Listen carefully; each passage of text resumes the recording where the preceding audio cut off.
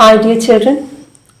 We have learnt the role of a woman in a family in the poem Any Woman, written by Catherine Tynan. How important a woman or a mother in a family we understood. Without her, a house is just a building, not a home. It is she who keeps everyone together with her abundant love in the sacred ring of a family. From preparing food to guiding her children, she plays a key role in a family. Learning the poem, we realized a woman should be respected. But what happened in the other story, Matchbox, written by Ashapurna Devi?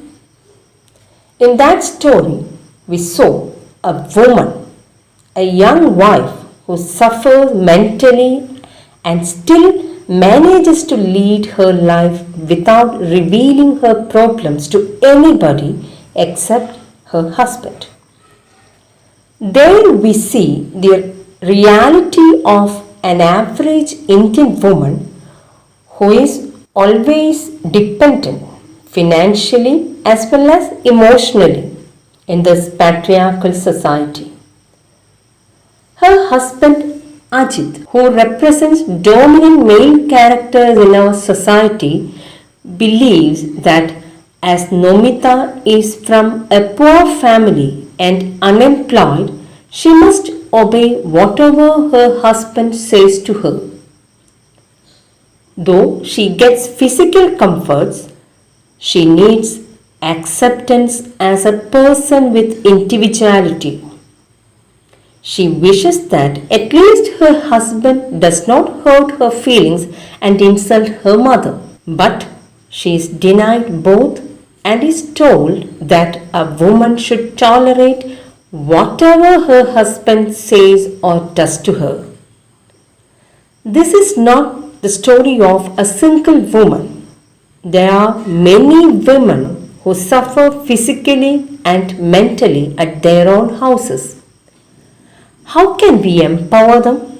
How can we make them independent and powerful? Christine Lagarde, a French politician, businessperson and lawyer who is serving as president of the European Central Bank since 1st November 2019, puts forward some suggestions to empower women. Christine Lagarde is the first woman to become the finance minister of G8 economy and to head the International Monetary Fund, that is IMF. Ms. Lagarde delivered a speech at the National Democratic Institute, Washington, D.C. on 19th May 2014. In that speech, she suggests 3 L's of empowerment. The 3 L's, that is, 3 words starting with the letter L, are the 3 factors which help women to be empowered.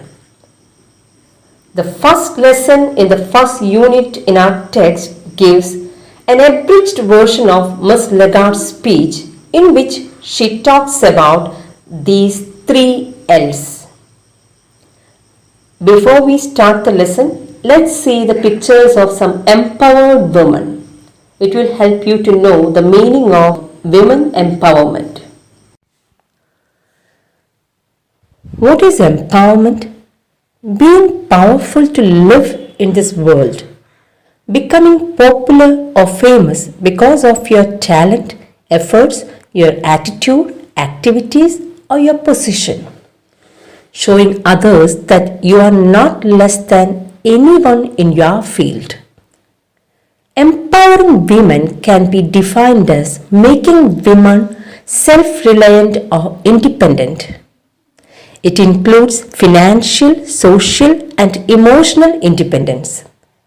Or in another way, it means to show the world that a woman is not inferior to men. They have their potential as men have theirs. Women are highly potential in their own different ways. But usually in this patriarchal society, women are denied her rights and often suppressed by menfolk. In her speech, Christine Lagarde talks about the importance of financial independence. To prove her mettle, women must be financially independent first. As a person who deals with economics, Christine Lagarde presents her far-sighted views on the economic contribution of women in this world. Ms. Lagarde also gives the mantra of 3 L's to make women empowered. Let's go through her speech. The 3 L's of Empowerment by Christine Lagarde. Good afternoon. It is great to be among friends and kindred spirits. The 21st century poses many challenges that require new ways of thinking, none more important than the economic role of women in a rapidly changing world. But women today remain blocked from contributing their true potential. This has a huge cost. In some countries, per capita income lags significantly because women are denied equal opportunity. They represent half the world's population but contribute far less than 50% of economic activity. What is needed to change this picture is a concerted effort to open the door to opportunity with what I call the 3 L's of women's empowerment: learning, labor, and leadership. First, about learning. Education is the foundation upon which any change is built. Learning helps women to help themselves and break the shackles of exclusion. Nowhere is this more essential than in the developing world. There is an African adage that goes, if you educate a boy, you train a man. If you educate a girl, you train a village. If learning is just the first step, labor is the second. Labor facilitates women to flourish and achieve their true potential. But at present, when women participate in the workforce, they too often tend to get stuck in low paying, low status, and low security jobs. Globally, women earn only 3/4 as much as men, even with the same level of education and in the same occupation. Surely, one of our most basic norms should be equal pay for equal work. Recent researches show that eliminating gender gaps in economic participation can bring an increase in per capita income. We can undoubtedly promote more opportunity for women in the workplace. It is all about changing laws. For example, by ensuring that property and inheritance laws do not discriminate against women. It also means policies that encourage education and health care. Moreover, we need to provide greater access to credit so that women can achieve greater economic independence. So, learning and labor are key factors. The third L is leadership, that enables women to rise and fulfill their innate abilities and talents. Here, there is plenty of room for improvement. The irony is that when women lead, they tend to do as good a job as others, if not a better job. They are more likely to make decisions based on consensus building, inclusion, compassion, and with a focus on long term sustainability. It is true that women sometimes lack the confidence to match their competence, but they need to change that mindset and reset the narrative in their favor. So, it is essential that women be ready to dare the difference, to take risks and step outside their comfort zones. Nonetheless, even those with the drive to succeed continue to face barriers. Whether we are talking about providing primary education for girls in a village or executive positions for women in business. It is time to create a world where all women can meet their potential without impediment or prejudice, and the world will reap the benefits. The 3 L's will help us get there. If we dare the difference will deliver. Thank you very much. Christine Lagarde says that the most important challenge in the 21st century is the economic role of women in a rapidly changing world. Women are blocked from contributing their true potential in the present society.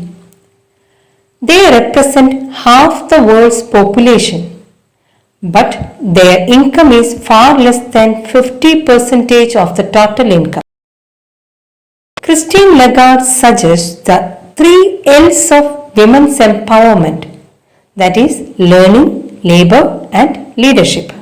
The first L is learning. Learning means education. Education is the foundation. That means only with education we can make any change in our lives as well as in our society. Learning helps women to help themselves. Education helps women to become self-reliant and independent. Education also helps women to break the chains of exclusion. It means education helps women to be included in the mainstream of the society. So, education is very essential in the developing world. The African adage says, if you educate a boy, you train a man. If you educate a girl, you train a village. African adage says the importance of educating a girl. Educated girls are more useful to the society, it says. The second L is labor. If learning is just the first step, labor facilitates or helps women to flourish and achieve their true potential. They help women to achieve their dreams according to their abilities and talents. But in our society, women face a lot of problems in the workplaces. The 3 important problems faced by women at workplace are low paying, low status and low security jobs. Even though women have same qualification and occupation, they get only 3/4 as much as men. That means they get a low payment compared to men who have same education and designation. Christine Lagarde says that first of all we must change the basic norm. It should be equal pay for equal work. We must eliminate gender gaps between men and women. Women must get equal salary for equal work. Ms. Lagarde says that it can bring an increase in per capita income of a nation. Avoiding gender discrimination and giving More job opportunities for women are solutions suggested by Christine Lagarde to make women financially independent. She says we should change our laws in favor of women. For example, by ensuring that property and inheritance laws do not discriminate against women. Women must get equal share of their ancestral property and inheritance.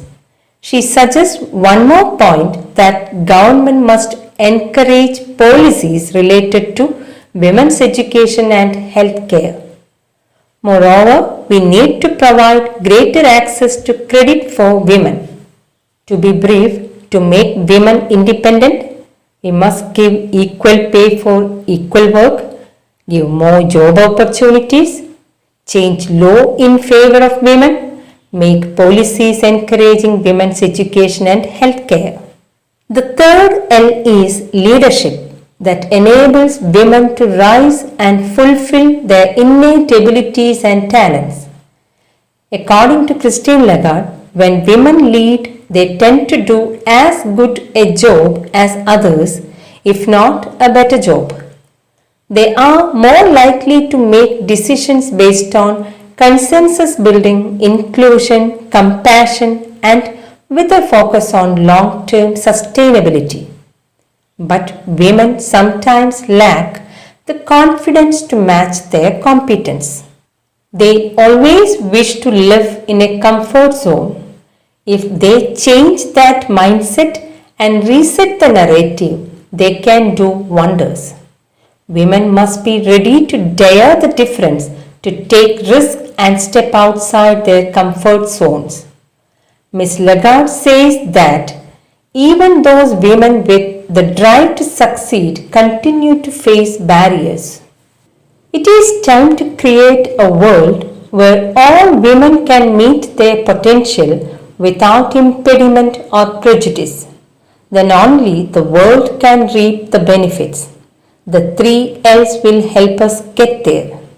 If we dare the difference will deliver. Thank you.